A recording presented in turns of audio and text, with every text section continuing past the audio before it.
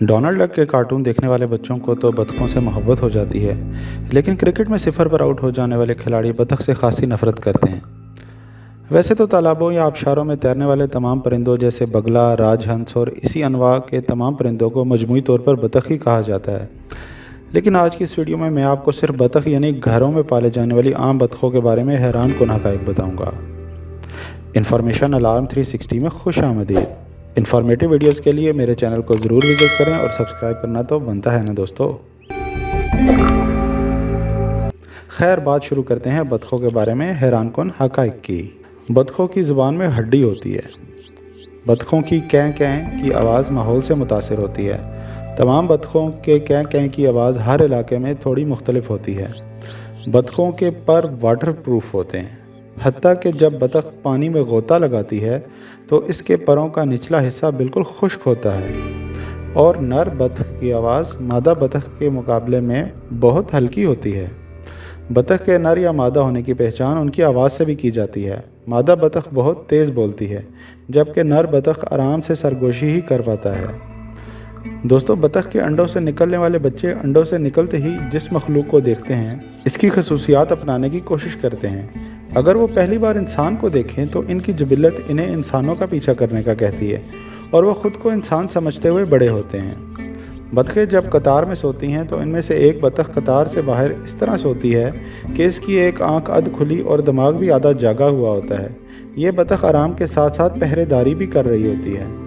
कभी कभार बतख पिंजरों में हवा की आमदोरफ्त की कमी या ख़राब खुराक या फिर सिर्फ बोरियत की वजह से भी बतख खोर बन सकती है और अपनी साथी बतखों का काम तमाम कर देती है। दोस्तों, क़ब्ल अज़ मसीह की तारीख़ में बतख की एक किस्म का कद घोड़े से भी ऊंचा होता था।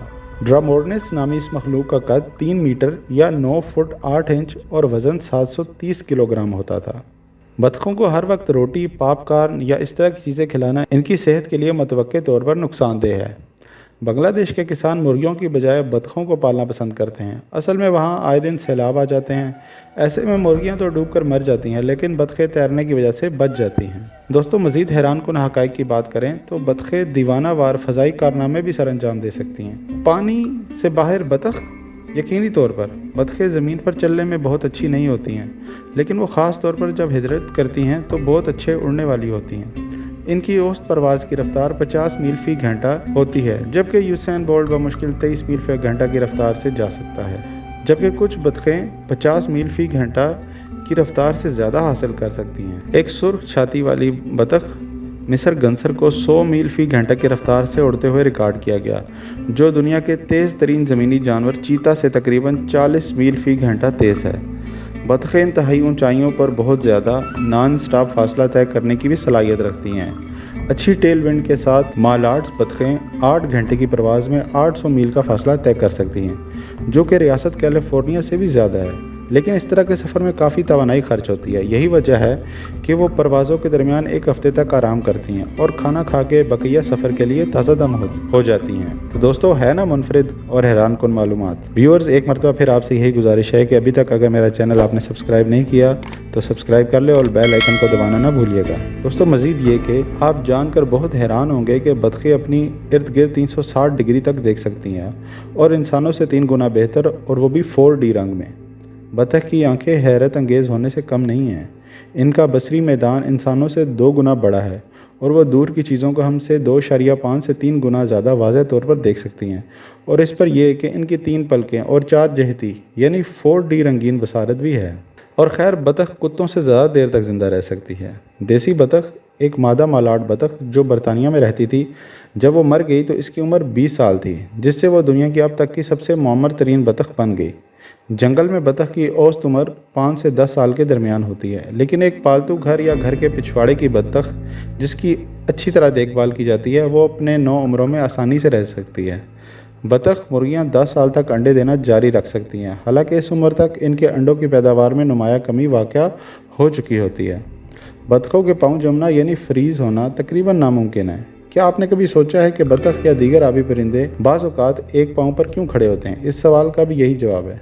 बतखें अपने पैरों को जमने या अपनी बाकी जिस्म को बहुत ठंडा होने से कैसे रोकती हैं?